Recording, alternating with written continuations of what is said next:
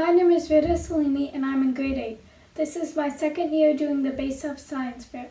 This year my project is comparing COVID variants and making future predictions.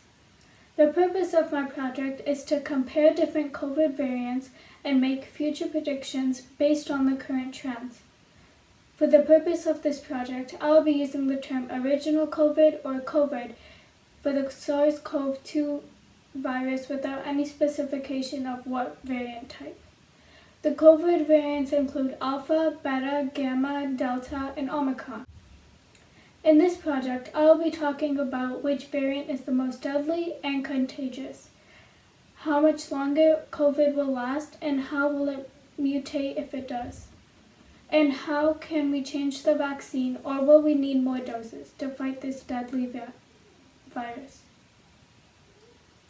My hypothesis is that if the majority of Ontarians are vaccinated, then the number of COVID-19 related deaths, cases, and hospitalizations will go down.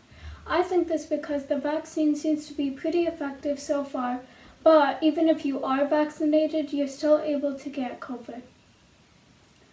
For this project, the materials I used was a computer, a notebook, and a pen. To do this project, I first did some background research about the COVID-19 variants, more specifically the Omicron and Delta variants. Then I made tables and graphs to compare their symptoms, case count, hospitalizations, and deaths.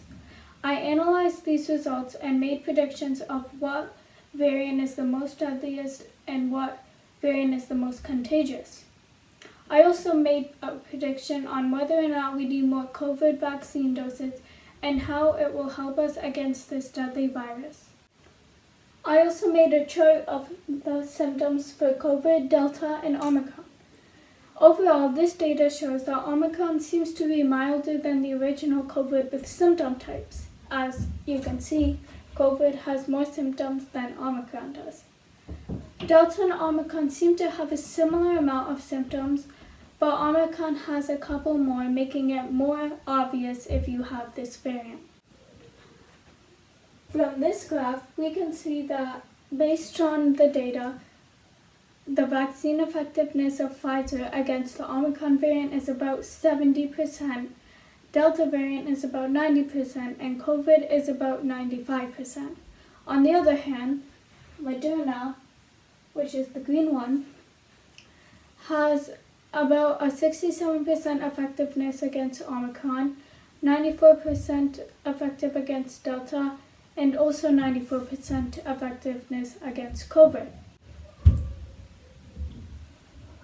From this graph, we can see that Omicron is the most contagious as it has about 30,000 cases in its peak month, while the Delta variant and COVID have significantly less amount of cases.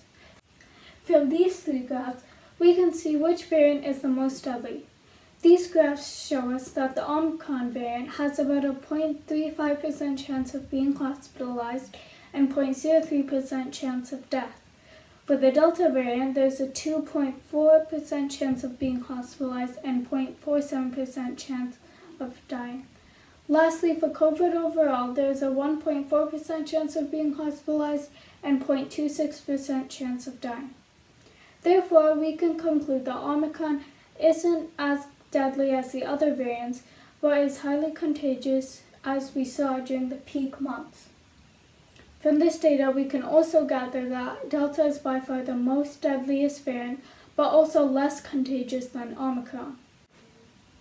This shows that overall, over the months, the original COVID strain has mutated a lot.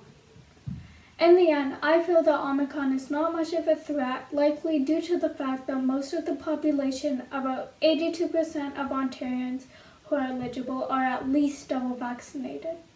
I think that if a new variant mutates, it'll most likely be more contagious and could be more deadly.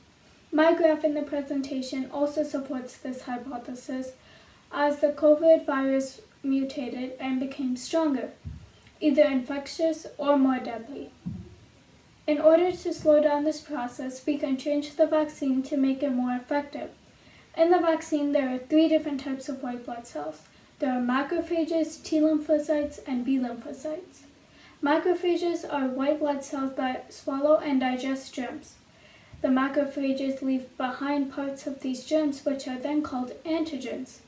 The body identifies antigens as dangerous and attacks them.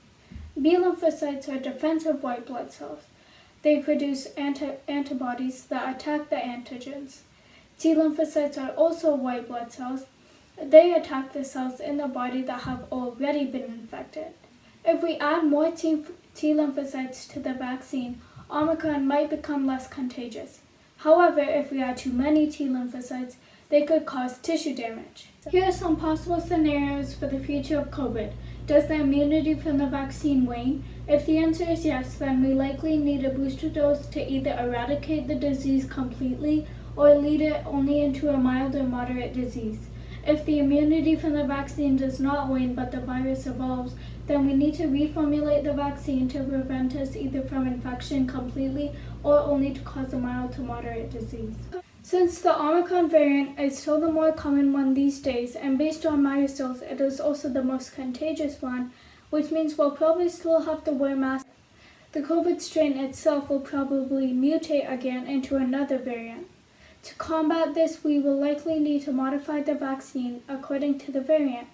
Social distancing and masking will probably happen for a very long time because even if it's not mandatory, people are used to it and will probably want to avoid another deadly pandemic or just catching any regular sickness. Overall, COVID will likely last for another year at least and may never ever completely diminish.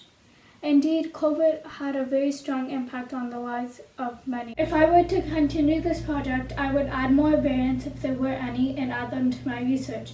I would also want to compare COVID as a whole to another pandemic like the flu or just any other sickness. Someone who inspired me to do this project is my mom because she's a frontline healthcare worker and works at COVID-19 testing centers. And I always wondered how many cases and stuff are there and then what happens to them after if they test positive. And I was wondering how that number changed over the months. A challenge I faced during this project was finding certain numbers for the amount of cases, deaths, hospitalizations, and finding percentages.